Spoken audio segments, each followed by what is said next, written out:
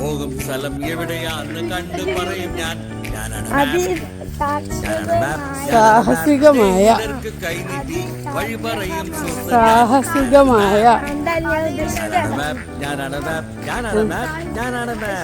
ദുർഘടം പിടിച്ച പാതയിലൂടെ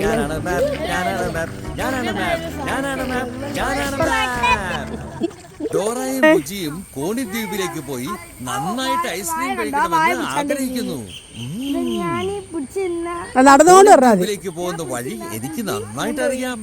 അതിന് നിങ്ങൾ ആദ്യം സ്ട്രോബെറി മലയുടെ മുകളിൽ കയറി അത് കടന്നു പോകണം. അതിനുശേഷം നിങ്ങൾ ചോക്ലേറ്റ് തടാകം കടക്കണം.